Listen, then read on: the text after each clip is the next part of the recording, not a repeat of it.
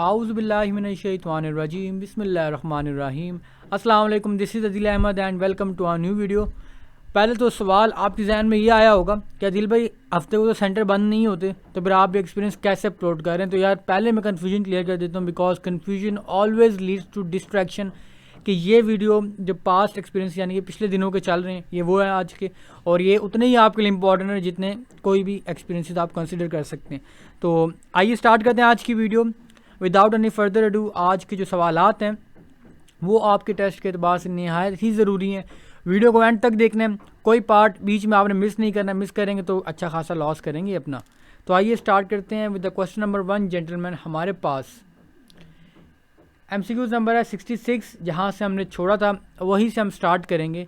a+0 is equal to a is called as. तो इसका जो मेन आंसर है ना, ठीक है, वो यहाँ पर आप देखें, ये आइडेंटिटी एलिमेंट ऑफ एडिशन, और उसका सब आंसर ये भी बन सकता है कम्यूटेटिव प्रॉपर्टी।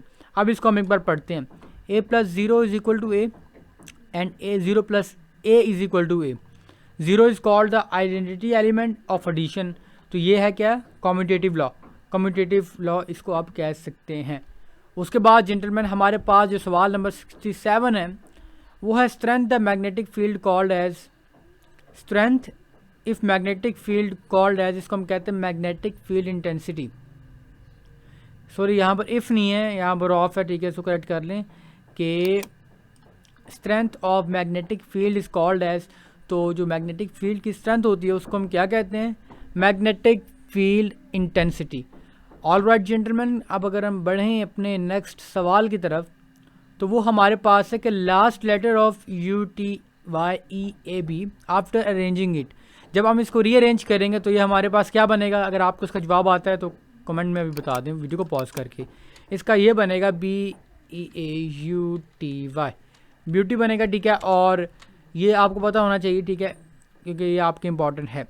उसके बाद जेंटलमैन जो दूसरा है वो हमारे पास के अब रीअरेंज किया, इसका लास्ट लेटर क्या बनेगा, वाई सिंपल आप कह सकते हैं। इसलिए लेपर्ड का भी इस तरह आता है, लेपर्ड को भी इन्होंने मिक्स करके दिया होता है, रीअरेंज नहीं होता है, जम्बल्ड होता है वो, तो उसको भी आप अरेंज करके एक बार देख सकते हैं।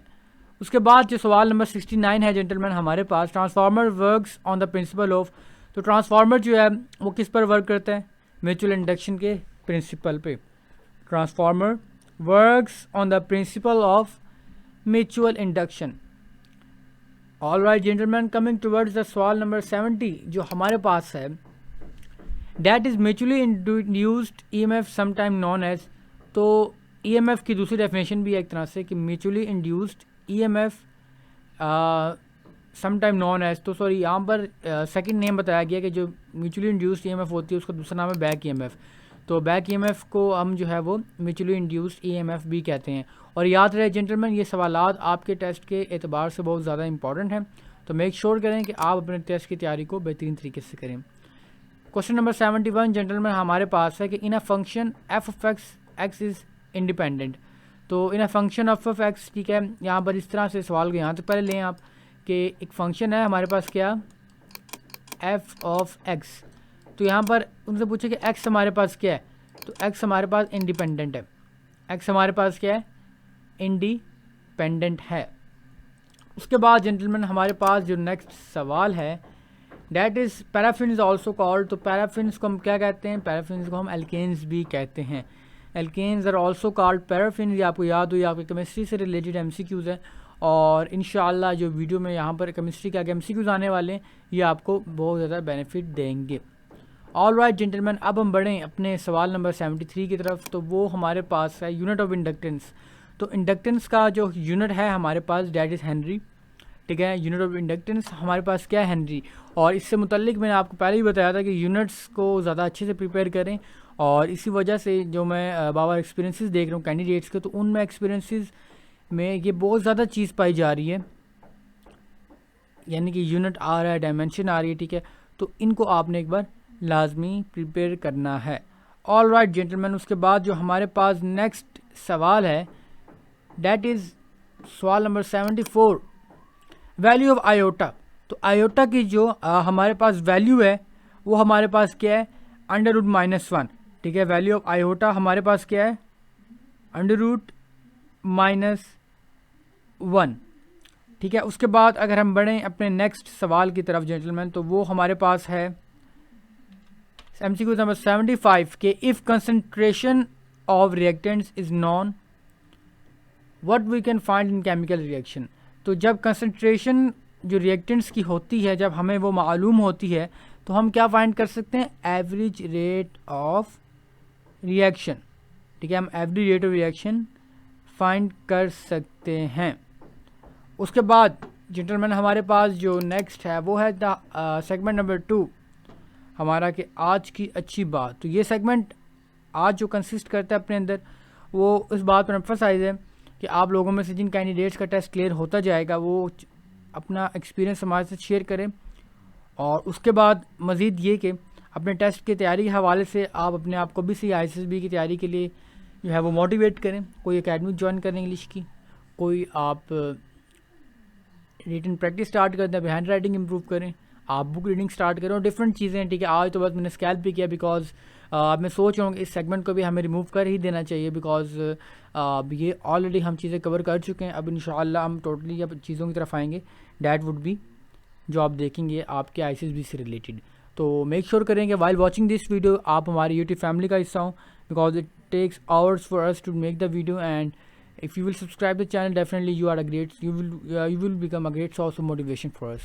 ठीक है जेंटलमैन, अब हम बढ़ते हैं अपने सवाल के बकिया हिस्सों की तरफ। तो सवाल नंबर 76 से हम स्टार्ट करने वाले tan इनवर्स। तो tan इनवर्स हमारे पास क्या होता है, tan इनवर्स हमारे पास है π/4 रेडियन। tan इनवर्स हमारे पास क्या है, π/4 रेडियंस। ठीक है, ये मैंने इसलिए इनवर्स यहाँ पर लिखा ताकि आपको पता हो tan इनवर्स क्या है हमारे पास। उसके बाद जेंटलमैन जो सवाल नंबर 77 है हमारे पास, sine is positive in which quadrant. तो साइन जो है हमारे पास पॉजिटिव होता है किस क्वाड्रेंट में, सेकंड क्वाड्रेंट में। ठीक है, साइन हमारे पास किस में क्वाड्रेंट में पॉजिटिव होता है, सेकंड क्वाड्रेंट में। ठीक है, और ये अगर फ़र्ज़ करें कि 4 क्वाड्रेंट है तो पहले क्वाड्रेंट में जो है वो तमाम के तमाम पॉजिटिव होंगे, इसमें वो होगा हमारे पास टेक कॉफ़ी। ठीक, और तीसरे में हमारे पास टेंजेंट होगा, और चौथे में हमारे पास कॉज होगा। मुझे कंफर्म करके बताइएगा क्या मैंने ठीक कहा है या नहीं कमेंट बॉक्स में। उसके बाद जो सवाल नंबर 78 है जेंटलमैन हमारे पास, that is nucleus always have. तो nucleus always consist of protons and neutrons.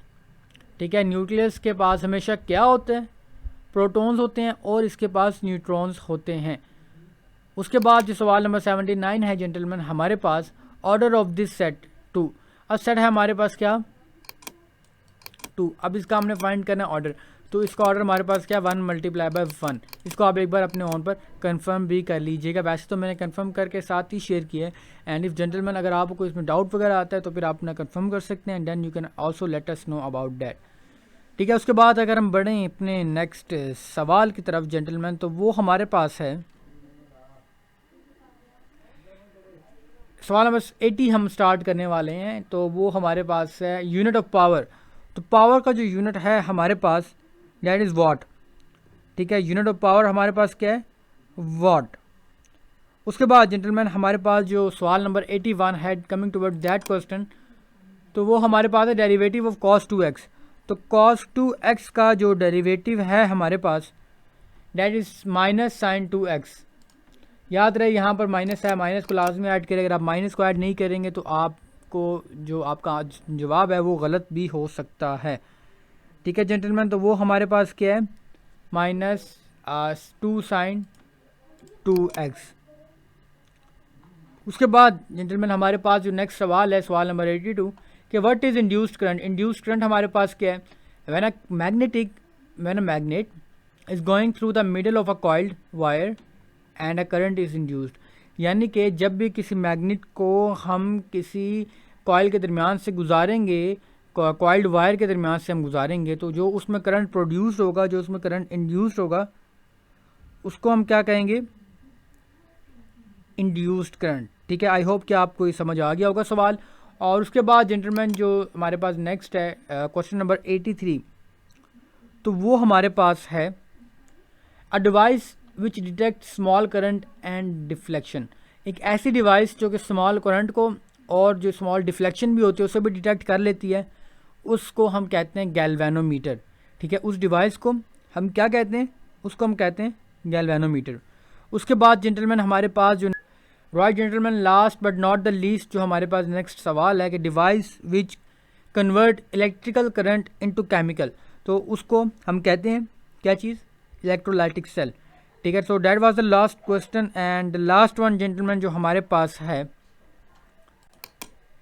That is के यहाँ पर तो हमारी वीडियो ख़त्म हो गई। ठीक है, सॉरी। तो ख्याल रखें अपना, बहुत सारा दुआ में लाजमी याद रखें, और जो लोग नए आए चैनल पर मेक श्योर करेंगे बाकी सीरीज़ के हमारी वीडियोस लाजमी देखें। अपना बहुत सारा ख्याल रखें। अस्सलाम वालेकुम वरहमतुल्लाह।